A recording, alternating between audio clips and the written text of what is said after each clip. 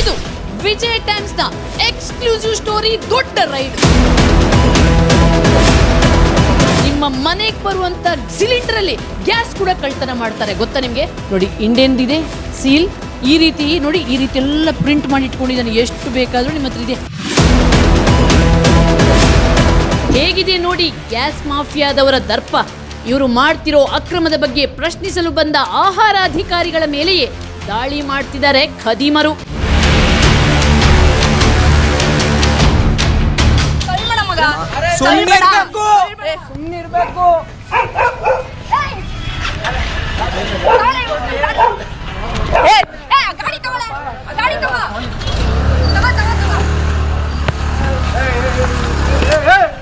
ಯಾಕಂದ್ರೆ ಹೋಗ್ತಾ ಇದ್ದೆ ಅವನಿಗೆ ಬಿಡಮ್ಮ, ಒಂದು ನಿಮಿಷ ತಡಿಯಮ್ಮ.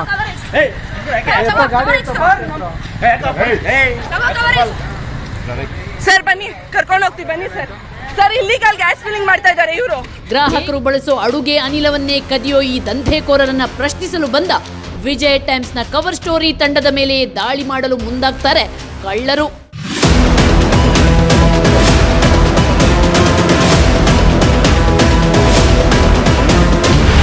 ಕವರ್ ಸ್ಟೋರಿಯಿಂದ ಮತ್ತೊಂದು ದಾಳಿ. ಸ್ನೇಹಿತರೆ, ತುಮಕೂರು ನಗರದಲ್ಲಿ ಮತ್ತೆ ಅಕ್ರಮ ಗ್ಯಾಸ್ ಫಿಲ್ಲಿಂಗ್ ದಂಧೆ ಭರ್ಜರಿಯಾಗಿ ನಡೆಯುತ್ತಿದೆ ಅನ್ನೋ ಪಕ್ಕಾ ಮಾಹಿತಿ ಲಭ್ಯವಾಯಿತು. ಈ ಮಾಹಿತಿಯ ಬೆನ್ನು ಹತ್ತಿದ ವಿಜಯ್ ಟೈಮ್ಸ್ನ ಕವರ್ ಸ್ಟೋರಿ ತಂಡ ನಿರಂತರವಾಗಿ ರಹಸ್ಯ ಕಾರ್ಯಾಚರಣೆ ಮಾಡಿ ಪಕ್ಕಾ ಮಾಹಿತಿ ಕಲೆ ಹಾಕಿತು.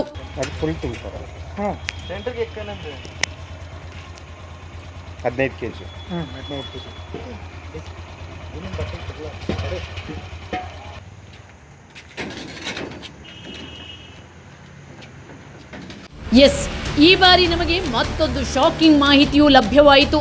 ಅದೇನೆಂದ್ರೆ, ಈ ಖದೀಮರು ಜನರಿಗೆ ಸರಬರಾಜು ಮಾಡೋ ಅಡುಗೆ ಸಿಲಿಂಡರ್ನಿಂದಲೇ ಗ್ಯಾಸ್ ಕದೀತಾರೆ ಅನ್ನೋ ಭಯಾನಕ ಸತ್ಯ. ತುಮಕೂರು ಒಂದರಲ್ಲಿ ನಡೀತಿಲ್ಲ, ಎಲ್ಲ ಕಡೆ ನಡೀತಾ ಇದೆ. ಯಾವುದೇ ಒಬ್ಬ ಅಧಿಕಾರಿ ಆಗಲಿ, ಒಂದು ಪೊಲೀಸ್ ಆಗಲಿ, ಪೊಲೀಸ್ ವ್ಯವಸ್ಥೆನೇ ಕೆಟ್ಟಿದ್ದಾಗ ಅಧಿಕಾರಿಗಳು ಏನು ಮಾಡ್ತಿಲ್ಲ, ರೈತರನ್ನ ಕಿತ್ತು ತಿಂತಾವ್ರೆ ರೈತರನ್ನ. ಹೆಂಗೆ ಅಂದರೆ, ಒಂದು ಸಿಲಿಂಡ್ರಲ್ಲಿ 1 kg 2 kg 3/4 kg. ಇದ್ರ ಬಗ್ಗೆ ನಾನು ತುರುವೇಕೆರೆ ತಾಲೂಕು ಫುಡ್ ಇನ್ಸ್ಪೆಕ್ಟರ್ ಕೇಳಿದಾಗ ನಮಗೆ ಬರೋದೇ ಇಲ್ಲ ಅಂತ ಹೇಳ್ತಾರೆ. ಕಿರಣ್ ಕುಮಾರ್ ಅಂತ ಇದ್ದವರು ನಮಗಿದು ಬರೋದೇ ಇಲ್ಲ ಅಂತಾರೆ. ಫುಡ್ ಇನ್ಸ್ಪೆಕ್ಟ್ರಿಗೆ ಬರೋದೇನೆ ಯಾರಿಗೆ ಬರುತ್ತೆ? ಒಬ್ಬ ಅಮಾಯಕ ಬಂದು ಯಾರನ್ನ ಕೇಳ್ತಾನೆ? ನಿಮ್ಮಂತವ್ರು ಬಂದಾಗ ಮಾತ್ರ ಜನ ಬರ್ತಾರೆ, ಬಿಟ್ರೆ ಅಧಿಕಾರಿಗಳು ಅವರೇನೆ, ಜನ ಅವರಂತೆ ಶಾಮಿಲ್ ಆಗ್ಬಿಟ್ಟಾರೆ. ಹಂಗೆ ನೋಡಿ ಎಷ್ಟು ಜನ ರೋಸಿ ಹೋಗ್ಬಿಟ್ಟಿದ್ದಾರೆ ಅಂತಂದ್ರೆ, ನಮ್ಮ ಮುಂದೆನೆ ಗ್ಯಾಸ್ ಫಿಲ್ಲಿಂಗ್ ಮಾಡ್ತಿರೋದ್ರನ್ನ ಫುಡ್ ಆಫೀಸರ್ ಜೊತೆ ಕರ್ಕೊಂಡು ಬಂದ್ರು ಕೂಡ ಫುಡ್ ಆಫೀಸರ್ ಅನ್ನ ತಳ್ಳಿ ಹಲ್ಲೆ ಮಾಡಿ, ನಮ್ಮ ರಿಪೋರ್ಟರ್ಗಳ ಮೇಲೆ ಹಲ್ಲೆ ಮಾಡಿ ಬಾಗಿಲು ಹಾಕೊಂಡು ಹೋಗ್ತಾರೆ. ಅವರನ್ನ ಇನ್ಸ್ಪೆಕ್ಟರ್ ಕರ್ಕೊಂಡು ಹೋಗ್ಬಿಡ್ತಾರೆ. ಈಗ ನಾವು ಆ ಪೊಲೀಸ್ ಸ್ಟೇಷನ್ಗೆ ಹೋಗಿ ಹೇಳಿದ್ಮೇಲೆ ಮೆಲ್ಲವನನ್ನ ಕರ್ಕೊಂಡು ಬರ್ತಾರಂತೆ. ನೋಡಿ, ಇಲ್ಲಿ 2 ಬೀಗ ಹಾಕೊಂಡು ಹೋಗುವಷ್ಟು ಪುರ್ಸೋತಿದೆ ಅಂತಂದ್ರೆ ಫುಡ್ ಆಫೀಸರ್ ಬಂದ ಮೇಲೇನೆ ಕೂಡ ಇವರು ಎಷ್ಟರ ಮಟ್ಟಿಗೆ ಬೆಳೆದು ನಿಂತಿದ್ದಾರೆ ಅಂತ ನೀವೇ ಅರ್ಥ ಮಾಡ್ಕೊಳ್ಳಿ. ಅಂದ್ರೆ ಈ ಮಾಫಿಯಾ ಗಲ್ಲಿಯಲ್ಲಿ ಬೆಳ್ಕೊಂಡು ನಿಲ್ಬೇಕಾದ್ರೆ ಇಲ್ಲಿನ ಆಡಳಿತ ವ್ಯವಸ್ಥೆ ಎಷ್ಟು ಕುಲಗೆಟ್ಟು ಹೋಗಿದೆ ಅನ್ನೋದಕ್ಕೆ ಇದೇ ಒಂದು ಉದಾಹರಣೆ ಆಗಿದೆ. 2 ಬೀಗ ಹಾಕೊಂಡು ಎಲ್ಲಿದೆ ಗೊತ್ತಾ ಈ ಗೋಡೌನು? ನಗ್ತೀರಾ ನೀವು? ಇದೇ ಇಲ್ಲೇ ಕೂ ಅಂದ್ರೆ ಸಾಕು, ಪೊಲೀಸ್ ಸ್ಟೇಷನ್ ಇದೆ ಪಕ್ಕದಲ್ಲಿ, ಪೊಲೀಸ್ ಸ್ಟೇಷನ್ ಇದೆ, ಸಂಚಾರಿ ಪೊಲೀಸ್ ಸ್ಟೇಷನ್ ಇದೆ, ಗ್ರಾಮಾಂತರ ಪೊಲೀಸ್ ಸ್ಟೇಷನ್ ಇದೆ, ಟೌನ್ ಪೊಲೀಸ್ ಸ್ಟೇಷನ್ ಇದೆ.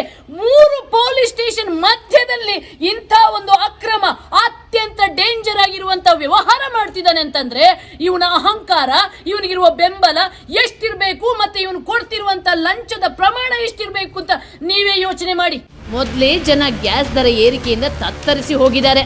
ಅಂಥದ್ರಲ್ಲಿ ಒಂದು ಸಿಲಿಂಡರ್ನಿಂದ 3-4-5 kg ಗ್ಯಾಸ್ ಕದಿಯೋ ಇಂಥ ಖದೀಮರನ್ನ ಸುಮ್ಮನೆ ಬಿಡಬಾರ್ದು ಅನ್ನೋ ಕಾರಣಕ್ಕೆ ಕವರ್ ಸ್ಟೋರಿ ತಂಡ ತುಮಕೂರು ಆಹಾರ ಅಧಿಕಾರಿ ಕೃಷ್ಣಮೂರ್ತಿ ಹಾಗೂ ರಘು ಅವರ ಸಹಾಯದಿಂದ ತುಮಕೂರಿನ ದೊಡ್ಡ 2 ಅಡ್ಡಗಳ ಮೇಲೆ ಏಕಕಾಲಕ್ಕೆ ದಾಳಿ ಮಾಡಿಯೇ ಬಿಟ್ವಿ.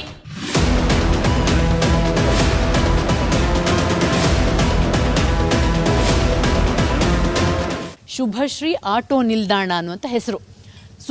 ಶುಭಶ್ರೀ ಆಟೋ ನಿಲ್ದಾಣ ಅನ್ನುವಂಥ ಹೆಸರಲ್ಲಿ ಆಟೋ ಏನು ನಿಲ್ದಾಣ, ಯಾವುದಕ್ಕೋಸ್ಕರ ನಿಲ್ದಾಣ ಅನ್ನುವಂಥದ್ದೇ ಇಲ್ಲಿ ಸೀಕ್ರೆಟ್. ಇವರು ಇಲ್ಲಿ ನಿಲ್ದಾಣ ಮಾಡ್ತಿದ್ದಿದ್ದೆ ಅಕ್ರಮ ಗ್ಯಾಸ್ ಫಿಲ್ಲಿಂಗ್ ದಂಧೆಗೋಸ್ಕರ. ಇದು ಎಷ್ಟು ಭಯಾನಕವಾಗಿ ನಡೀತಿದೆ ಅನ್ನೋದನ್ನು ನಾನು ತೋರಿಸ್ತೀನಿ ಬನ್ನಿ. ಈಗಾಗಲೇ ಟೌನ್ ಪೊಲೀಸರು ರೈಡ್ ಮಾಡ್ತಾ ಇದ್ದಾರೆ. ಈಗ ನೋಡಿ, ಇದು ಗೋಡೌನ್ ಥರ ಮಾಡಿದ್ದಾರೆ. ಅತ್ಯಂತ ವ್ಯವಸ್ಥಿತವಾಗಿ ಈ ದಂಧೆನ ಮಾಡ್ತಾ ಇದ್ದಾರೆ. ಇಲ್ಲಿ ನೋಡಿ, ಈಗ ಗ್ಯಾಸ್ ಫಿಲ್ಲಿಂಗ್ ತೂಕ ಎಷ್ಟು ತೂಕ ಬೇಕಾಗುತ್ತೆ ಅನ್ನೋದನ್ನು ಮಾಡೋಕ್ಕೆ, ಜೊತೆಗೆ ಇಲ್ಲೊಂದು ಮೋಟ್ರ್ ಇಟ್ಟಿದ್ದಾನೆ, ಅದಕ್ಕೆ ಫ್ಯಾನು ಕೂಡ ಸಿಕ್ಸಿದ್ದಾನೆ. ಅಂದರೆ ಇದು ಭಾರಿ ಒಂದು ಅಕ್ರಮ ಮಾಡೋದ್ರಲ್ಲೂ ಒಂದು ಅತ್ಯಂತ ಸಿಸ್ಟಮ್ಯಾಟಿಕ್ ಆಗಿ ಅಕ್ರಮ ಮಾಡೋದಂತಾರಲ್ಲ, ಆ ರೀತಿ ಅತ್ಯಂತ ಸಿಸ್ಟಮ್ಯಾಟಿಕ್ ಆಗಿ ನೋಡಿ. ಇಲ್ಲೊಂದು 2ನೇ ಮೆಷಿನ್ ಇದು, ಇಲ್ಲೂ ಅದೇ ರೀತಿ ಮೋಟ್ರ್ ಇಟ್ಕೊಂಡಿದ್ದಾರೆ, ಇಂಡಿಯನ್ ಗ್ಯಾಸ್ದು. ಇಷ್ಟು ಮಾತ್ರ ಅಲ್ಲ, ಇನ್ನೊಂದು ಇಲ್ಲಿದೆ ನೋಡಿ, ಇಲ್ಲೊಂದು ಇಟ್ಕೊಂಡಿದ್ದಾರೆ ನೋಡಿ. ಇಲ್ಲೂ ಫ್ಯಾನ್ ಸಿಕ್ಸಿದ್ದಾರೆ, ಫ್ಯಾನ್ ಇದೆ, ಅಲ್ಲೂ ಹಂಗೆ ನೀಟಾಗಿ ಸಿಲಿಂಡರ್ ಫಿಲ್. ಇಲ್ಲಿ ಆಟೋ ಸಿಲಿಂಡರ್, ಇನ್ನೊಂದು ಇದು ಆಟೋಗಳಿಗೆ ಫಿಲ್ ಮಾಡುವಂಥದ್ದು. ನೇರವಾಗಿ ಆಟೋ ಒಳಗೆ ಬರುತ್ತೆ, ಗ್ಯಾಸ್ ಫಿಲ್ಲಿಂಗ್ ಆಗುತ್ತೆ, ತೊಗೊಂಡೋಗ್ತಾರೆ. ಇನ್ನೊಂದು ನಿಮಗೆ ವಿಚಿತ್ರವಾಗಿರುವಂಥ ಮತ್ತು ಅತ್ಯಂತ ಭಯಾನಕವಾಗಿರುವ ದೃಶ್ಯ ತೋರಿಸ್ಬೇಕು, ಬನ್ನಿ. ಇಷ್ಟೊಂದು ಭಯಾನಕವಾಗಿ ಗ್ಯಾಸ್ ದಂಧೆ ನಡೀತಿದೆ ಅನ್ನೋದಕ್ಕೆ ಈ ಸಿಲಿಂಡರ್ಗಳ ಪ್ರಮಾಣವೇ ಸಾಕ್ಷಿ ನೋಡಿ. 1, 2 ಎಷ್ಟು, ಇಲ್ಲಿ ಒಂದು ನಿಮಗೆ 50, 60ಕ್ಕೂ ಹೆಚ್ಚಿದೆ, ಮೋಸ್ಟ್ಲಿ 100 ಲೆಕ್ಕ ಹಾಕಿದ್ರೆ 100ಕ್ಕೂ ಜಾಸ್ತಿ ಇದೆ. ಅಷ್ಟು ಸಿಲಿಂಡರ್ಗಳನ್ನು ಇಟ್ಕೊಂಡು ಇವರು ಈ ದಂಧೆ ಮಾಡ್ತಿದ್ದಾರೆ. ಆದರೆ ಇಲ್ಲಿ ಮೂಲಭೂತವಾಗಿ ಹೇಳುವಂಥ ಪ್ರಶ್ನೆ ಏನಂದರೆ, ಇಷ್ಟೊಂದು ಭಯಾನಕವಾಗಿರುವ ದಂಧೆಯನ್ನು ಇಷ್ಟೊಂದು ವ್ಯವಸ್ಥಿತವಾಗಿ ರಾಜಾರೋಷವಾಗಿ ಇವರಿಗೆ ಮಾಡೋಕ್ಕೆ ಇವನಿಗೆ ಧೈರ್ಯ ಎಲ್ಲಿಂದ ಬಂತು? ಅವಕಾಶ ಹೆಂಗೆ ಸಿಕ್ಕಿದೆ? ಇಷ್ಟೊಂದು ಸಿಲಿಂಡರ್ಗಳು ಬರ್ತವೆ ಹೋಗ್ತವೆ ಅಂದರೆ ಇವನಿಗೆ ಎಲ್ಲಿಂದ ಬರುತ್ತೆ? ಇದು ನಿಜವಾಗ್ಲೂ ತನಿಖೆ ಮಾಡಬೇಕಾದಂಥ ವಿಚಾರ ನೋಡಿ. ಇಲ್ಲಿ ಕಮರ್ಷಿಯಲ್ ಸಿಲಿಂಡರ್ಗಳು ಇವೆ, ಡೊಮೆಸ್ಟಿಕ್ ಸಿಲಿಂಡರ್ಗಳು ಇವೆ ನೋಡಿ. ಇವೆಲ್ಲ ಕಮರ್ಷಿಯಲ್ ಸಿಲಿಂಡರ್ಸ್ ಎಲ್ಲ ಫಿಲ್ ಆಗಿರುವಂಥದ್ದು ನೋಡಿ, ಇಷ್ಟೊಂದು ಪ್ರಮಾಣದ. ಅದು ಇಂಡೇನ್ ಭಾರತ್ ಗ್ಯಾಸ್ ಇದೆ, ಇಂಡೇನ್ ಇದೆ, HP ಇದೆ. ಅಂದರೆ ನೋಡ್ರಿ, ಗ್ರಾಹಕರು ಸಾಮಾನ್ಯ ಜನರು ಒಂದು ಸಿಲಿಂಡರ್ ಪಡ್ಕೊಳ್ಳೋಕ್ಕೆ ಕಷ್ಟಪಡಬೇಕು ಅಂತಾದರೆ, ಈ ಒಬ್ಬ ನಾಗರಾಜು ಅನ್ನುವಂಥ ಮನುಷ್ಯ ಅಕ್ರಮವಾಗಿ ಗ್ಯಾಸ್ ಫಿಲ್ಲಿಂಗ್ ದಂಧೆ ಮಾಡೋಕ್ಕೆ ಇವನು ಇಷ್ಟು ಸಿಲಿಂಡರ್ ಹೇಗೆ ಸಿಗುತ್ತೆ? ಇವನಿಗೆ ಸಪ್ಲೈ ಮಾಡೋರು ಯಾರು? ಇವರಿಗೆ ಸಪ್ಲೈ ಕೊಡೋರು ಯಾವ ಏಜೆನ್ಸಿಯವ್ರು ಕೊಡ್ತಿದ್ದಾರೆ? ಇದು ಪತ್ತೆ ಹಚ್ಚಬೇಕಲ್ಲ. ಇವನಿಗೆ ಹೆಂಗೆ ಇಟ್ಕೊಂಡಿದ್ದಾನೆ?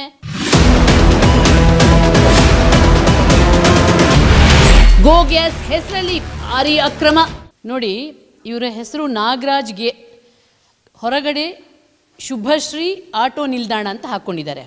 ಆದರೆ ಇಲ್ಲಿ ಇವರು ವಿಸಿಟಿಂಗ್ ಕಾರ್ಡ್ ಕೊಡ್ತಾರೆ, ನಾಗರಾಜು ಗ್ಯಾಸ್ ಏಜೆನ್ಸಿ, ಅಧಿಕೃತ ಮಾರಾಟಗಾರರು, ಗೋ ಗ್ಯಾಸ್ ಜಗತ್ತಿನ ಉತ್ಕೃಷ್ಟ ಸಂಸ್ಥೆ, ಗೃಹೋಪಯೋಗಿ ಮತ್ತು ವಾಣಿಜ್ಯ ಬಳಕೆಗೆ ಅಂತ.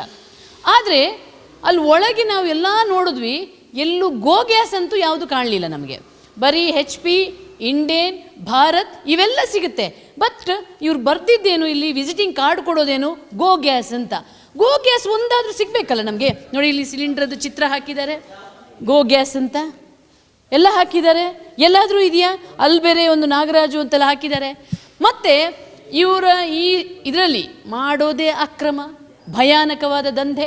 ಆದರೆ ಸ್ವಾಮಿ ವಿವೇಕಾನಂದರ ಫೋಟೋ ಏನು, ಮೇಲೆ ಪುನೀತ್ ರಾಜ್ಕುಮಾರ್ದು, ಆ ಕಡೆ ವಿಷ್ಣುವರ್ಧನ್ ಅವ್ರದ್ದು ಇಲ್ಲ. ಹೀಗೆ ಅಂದರೆ ಮುಖವಾಡ ಈ ರೀತಿ ಹಾಕ್ಕೊಂಡು ಇಲ್ಲಿ ಮಾಡ್ತಿರೋದು ಜನರ ಜೀವ ತೆಗೆಯುವಂಥ ಜೀವಂತ ಬಾಂಬಿದು ನಿಜವಾಗ್ಲೂ ಕೂಡ. ಯಾಕಂದರೆ ಅಲ್ಲಿ ಸಂಗ್ರಹಿಸಿಟ್ಟಿರುವಂಥ ಗ್ಯಾಸ್ ಸಿಲಿಂಡರ ಪ್ರಮಾಣ ನೋಡಿದಾಗ ನಿಜವಾಗ್ಲೂ ಭಯ ಆಗುತ್ತೆ. ಒಂದು ಕಿಡಿ ಸಾಕು, ಇದು ಗ್ಯಾಸ್ಗೆ ಏನಾದರೂ ಬಿದ್ದರೆ, ಏನಾದರೂ ಸ್ಫೋಟ ಆದರೆ ಅರ್ಧ ಊರಿಗೂರೇ ಭಸ್ಮ ಆಗುವಂಥ ಆತಂಕ. ಏನು 1-2 ಸಿಲಿಂಡ್ರ್ ಇಟ್ಟಿದ್ದಾರೇನ್ರಿ?